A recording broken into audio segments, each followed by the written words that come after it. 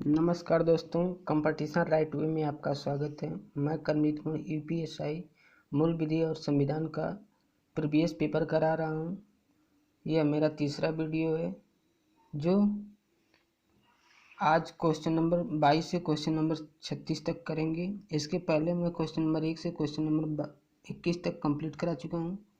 चलिए दोस्तों, पहले क्वेश्चन पर आते हैं। देखिए दोस्तों, पहला क्वेश्चन कह रहा है कि भारतीय दंड संहिता के अनुसार निम्नलिखित में से कौन सा निष्कर्ष सही है। तो पहला पॉइंट कह रहा है दोस्तों, कि ए बी के साथ मनोरंजन हेतु मुक्केबाजी करने के लिए राजी हो जाता है। मुक्केबाजी के दौरान ए बिना किसी बुरी मंशा से बी को बुरी तरह घायल कर देता है। ए ने अपराध किया। देखिए दोस्तों, इसका सेकंड पॉइंट क्या कह रहा है, पी एक मादक पदार्थ के प्रभाव में था जो उसने अपनी मर्जी से ली थी। उस मादक पदार्थ के नशे में यह ना समझकर कि उसके हाथों क्या हो रहा है, पी ने क्यू की हत्या कर दी। पी ने कोई अपराध नहीं किया। तो देखिए दोस्तों,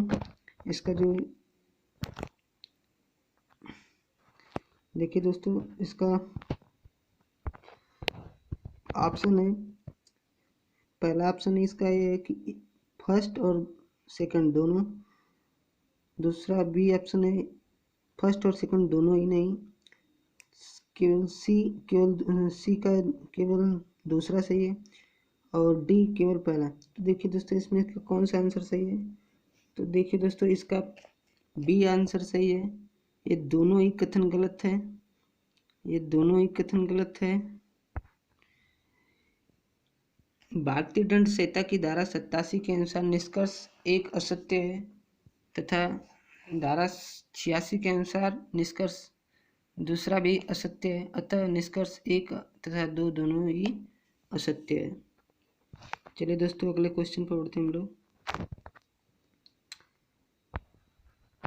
निम्नलिखित में से किसके द्वारा दुष्प्रेरण का अपराध किया जा सकता है।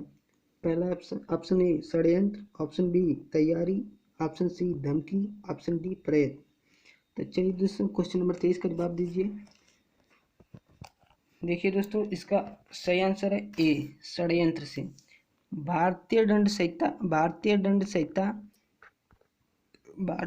संहिता की धारा 107 के अधीन दुष्प्रेरण का अपराध 3 तरीकों में किया जा सकता है। पहला है कि उकसाने द्वारा, दूसरा है षड्यंत्र द्वारा, तीसरा सहायता द्वारा। अतः षड्यंत्र द्वारा किया दुष्प्रेरण का अपराध किया जा सकता है। तो ऑप्शन पहला सही है, षड्यंत्र द्वारा। ये मोस्ट इम्पोर्टेंट क्वेश्चन है जो 2016 में आया था यूपीएसआई में। चलिए दोस्तों, अगले क्वेश्चन पर बढ़ते हैं हम लोग। क्वेश्चन नंबर 24 कह रहा है, भारतीय दंड संहिता के संदर्भ में निम्नलिखित में से कौन सा वक्तव्य सही है। देखिए दोस्तों, एक क्या बोल रहा है कि भारतीय दंड संहिता की एक धारा यह कहती है कि किसी अपराध को करने के लिए केवल राजी हो जाना ही अभियुक्त को दंड देने के लिए पर्याप्त है। और बी क्या बोल रहा है कि भारतीय दंड संहिता की एक धारा यह कहती है कि आत्महत्या की कोशिश एक अपराध है। तो ऑप्शन ए बोल रहा है कि केवल बी सही है, ऑप्शन बी बोल रहा है कि केवल ए सही है, और ऑप्शन सी बोला ए और बी दोनों सही है, ऑप्शन डी ए और बी दोनों ही गलत हैं। तो क्वेश्चन नंबर 24 का सही जवाब दोस्तों क्या है। इसका सही जवाब दोस्तों सी है, ए और बी दोनों ही क्या है, इसका सही है। देखिए दोस्तों, भारतीय दंड संहिता की धारा 120 आपराधिक षड्यंत्र से संबंधित है। यह धारा कहती है कि किसी अपराध को करने के लिए केवल राजी हो जाना ही अभियुक्त को दंड देने के लिए पर्याप्त है। भारतीय दंड संहिता की धारा 309 कहती है कि आत्महत्या का प्रयत्न एक अपराध है। अतः कथन ए तथा बी दोनों ही सत्य हैं। चलिए दोस्तों, अगले पर चलते हैं। अगला क्वेश्चन क्या कह रहा है कि दोस्तों देखिए, भारतीय दंड संहिता के किस प्रावधान में आपराधिक षड्यंत्र के लिए दंड दिया गया है। चलिए दोस्तों, इसका सही आंसर बताइए।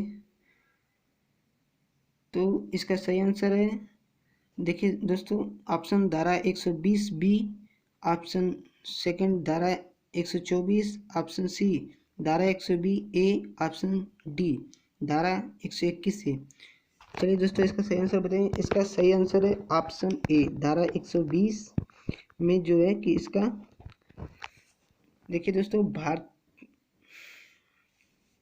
आपराधिक षड्यंत्र के लिए दंड का प्रावधान भारतीय दंड संहिता की धारा 120 बी में किया गया है, जबकि धारा 120 ए में आपराधिक षड्यंत्र की परिभाषा दी गई है तथा धारा 121 ए में भारत सरकार के विरुद्ध युद्ध करने की दंडनीय अपराधों को करने का षड्यंत्र तथा धारा 124 में राष्ट्रपति राज्यपाल आदि पर हमला आदि करने का दंडनीय बनाया गया है। देखिए दोस्तों, ये चारों ऑप्शन इंपॉर्टेंट है। चलिए दोस्तों, अगले क्वेश्चन पर चलते हैं हम लोग। अगला क्वेश्चन क्या बोला है, देखिए दोस्तों, निम्नलिखित अपराधों में से किस अपराध के लिए भारतीय दंड संहिता के तहत मृत्युदंड संभावित है। ए कह रहा है धारा 122 भारत सरकार के विरुद्ध युद्ध छेड़ने के उद्देश्य से हथियार जमा करना, लोग इत्यादि जुटाना। बी बोला है 194 ऐसे झूठे सबूत गणना या पेश करना जिससे किसी व्यक्ति को मृत्युदंड हो सके, जिनकी वजह से किसी निर्दोष व्यक्ति को अपराधी ठहराकर उसे मृत्युदंड दिया जाए।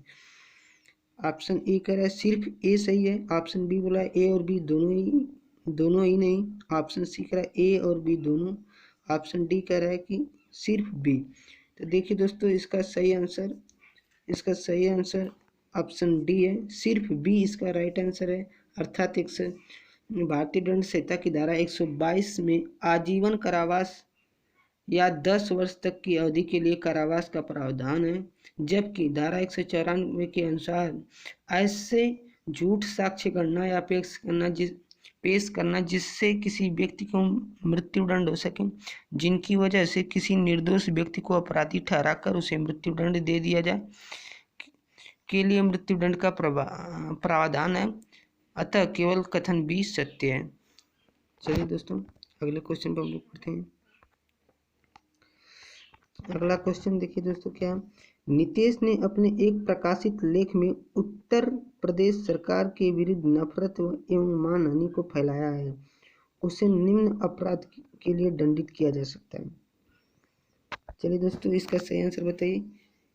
पहला ऑप्शन है युद्ध फैलाने के लिए, बी ऑप्शन है दुष्प्रेरणा के लिए, सी ऑप्शन है राजद्रोह के लिए, डी ऑप्शन है उपरोक्त में से कोई नहीं। तो देखिए दोस्तों, इसका सही आंसर है राजद्रोह के लिए। राजद्रोह के लिए इसका सही आंसर है राजद्रोह के लिए। भारतीय दंड संहिता की धारा 124 का राजद्रोह को परिभाषित करती है, जिसके अनुसार कोई बोले गए या लिखे गए शब्दों द्वारा, संकेतों द्वारा या दृश्य रूपण द्वारा या अन्यथा भारत में विधि द्वारा स्थापित सरकार के प्रति घृणा या अवमान पैदा करेगा या पैदा करने का प्रयत्न करेगा, वह आजीवन कारावास से जिससे जुर्माना जोड़ा जा सके या जुर्माने से दंडित किया जा सके। अतः स्पष्ट है कि उपर्युक्त दृष्टांत में इस धारा के अंतर्गत नीतीश द्वारा किया गया राजद्रोह के अपराध के अधीन आता है तथा नीतीश इसी अपराध के लिए दंडित किया जाएगा। यह राजद्रोह के लिए एक क्वेश्चन बहुत ही इंपॉर्टेंट था। चलिए दोस्तों, अगले क्वेश्चन पढ़ते हैं हम लोग। 28 नंबर पर, विधि विरुद्ध जमाव के लिए कम से कम कितने व्यक्ति आवश्यक होते हैं। क्वेश्चन नंबर 28 बोला है option number A 7, option number B 5, option number C 10, option number D 6। चलिए दोस्तों, कौन सा आंसर सही है बताइए। देखिए दोस्तों, इसका सही आंसर है बी, अर्थात 5 लोग। भारतीय दंड संहिता की धारा 141 में परिभाषित विधि विरुद्ध जमाव के लिए 5 या 5 से अधिक व्यक्तियों का होना आवश्यक है। चलिए दोस्तों, अगले क्वेश्चन पे चलते हैं हम लोग। अगले क्वेश्चन पर देखिए दोस्तों, 29 नंबर का क्वेश्चन क्या बोला है। भारतीय दंड संहिता आईपीसी की धारा 146 के अनुसार जब भी गैर कानूनी जनसमूह द्वारा उसके किसी भी सदस्य द्वारा बल या हिंसा का प्रयोग किया जाता है, ऐसे जनसमूह के आम उद्देश्य के अभियोजन में तो ऐसे जनसमूह का हर सदस्य ... इसके अपराध का दोषी होता है। चलिए दोस्तों, इसमें क्या बनाएगा। तो देखिए दोस्तों, ऑप्शन ए पीछा करने, या ऑप्शन बी आतंक, ऑप्शन सी बलवा, ऑप्शन डी विद्रोह। चलिए दोस्तों इसमें क्या बनाएगा, देखिए ऑप्शन नंबर सी बलवा। देखिए जब किसी विधि विरुद्ध जमाव द्वारा उसके किसी सदस्य द्वारा जमाव के सामान्य उद्देश्य को आगे बढ़ाने में बल या हिंसा का प्रयोग किया जाता है, तब ऐसे जमाव का प्रयत्न सदस्य बलवा करने का अपराध का दोषी होगा। चलिए दोस्तों अगला क्वेश्चन, बलवा के दोषी व्यक्ति को कितने वर्ष के कारावास से दंडित किया जा सकता है? ऑप्शन ए 6 माह, ऑप्शन बी 2 वर्ष, ऑप्शन सी 3 वर्ष, ऑप्शन डी केवल जुर्माना द्वारा। तो देखिए दोस्तों इसका सही आंसर है बी, 2 वर्ष के लिए। इसका सही आंसर है बी, 2 वर्ष के लिए। तो देखिए दोस्तों भारतीय दंड संहिता की धारा 147 के अनुसार जब कोई बलवा करने का दोषी होगा वह दोनों में से किसी बाती के कारावास से जिसकी अवधि 2 वर्ष तक की हो सकेगी या जुर्माना से या दंडित या दोनों से दंडित किया जाएगा। चलिए दोस्तों अगले क्वेश्चन चलते हम लोग। समान उद्देश्य को अग्रसर करने के लिए कम से कम कितने व्यक्ति होने चाहिए? Option A 2, option B 4, option C 5, option D 10। चलिए दोस्तों इसका राइट आंसर बताइए। इसका राइट आंसर है सी, कितने? 5 व्यक्ति। ऑप्शन सी 5 व्यक्ति होने चाहिए।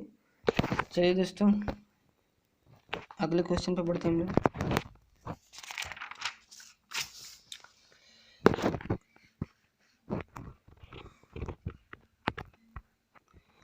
राष्ट्रीय अखंडता पर प्रतिकूल प्रभाव डालने वाले लांछन प्रख्यान का उपबंध भारतीय दंड संहिता की निम्नलिखित किस धारा में किया गया है? ऑप्शन ए, पहला ऑप्शन है धारा 154 में, ऑप्शन बी धारा 153 क, ऑप्शन सी धारा 153 ख, डी उपरोक्त में से कोई नहीं।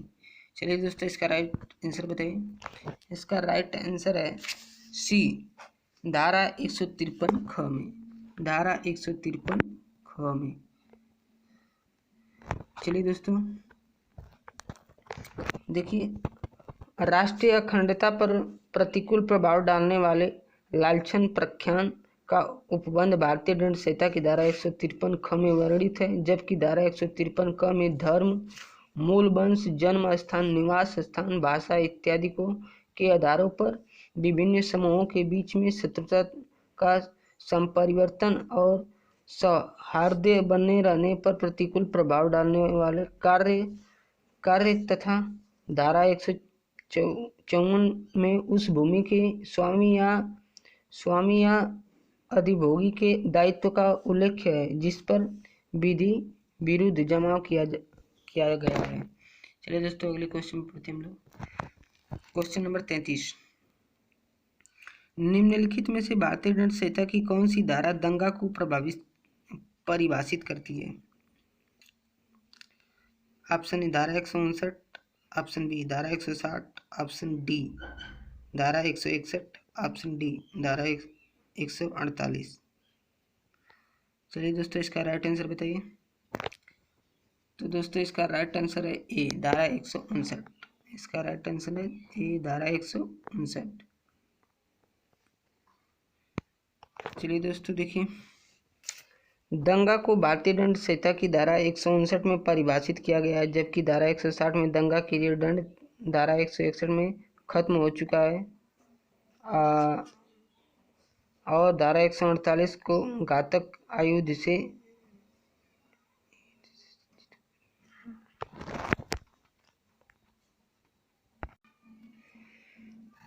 धारा 148 में घातक युद्ध से सज्जित होकर बलवा करने के संबंध में उपबंध किया गया है। तो देखिए चलिए दोस्तों अगले क्वेश्चन पर पढ़ते हैं हम लोग। लोक सेवक के लोक कृत्यों के निर्वहन में बाधा डालना अपराध के अंतर्गत धारा कौन सा है? ऑप्शन नंबर ए 182 भारतीय दंड संहिता, ऑप्शन बी 184 भारतीय दंड संहिता, ऑप्शन सी 186 भारतीय दंड संहिता, ऑप्शन डी 188 भारतीय दंड संहिता। देखिए दोस्तों, इसका राइट आंसर है सी, 186 भारतीय दंड संहिता। 186 भारतीय दंड संहिता। देखिए दोस्तों, भारतीय दंड संहिता की धारा 186 के अनुसार जो कोई किसी लोक सेवक की कृत्यों के निर्वहन में स्वेच्छा या बाधा डालेगा, वह दोनों में किसी बाती के कारावास से जिसकी अवधि 3 माह तक हो सकेगी या जुर्माने से जो 500 रुपये तक का हो सकेगा, यह दोनों से दंडित किया जाएगा। यह दोनों से दंडित किया जाएगा। चलिए दोस्तों, अगले क्वेश्चन में पढ़ते हैं हम लोग। क्वेश्चन नंबर 35, मिथ्या साक्ष्य देने का अपराध परिभाषित है भारतीय दंड संहिता की किस धारा में है? ऑप्शन ए धारा 181 में, ऑप्शन बी धारा 182 में, ऑप्शन सी धारा 191 में, ऑप्शन डी धारा 192 में। चलिए दोस्तों, इसका राइट आंसर बताइए। देखिए दोस्तों, इसका राइट आंसर है सी, धारा 191 में।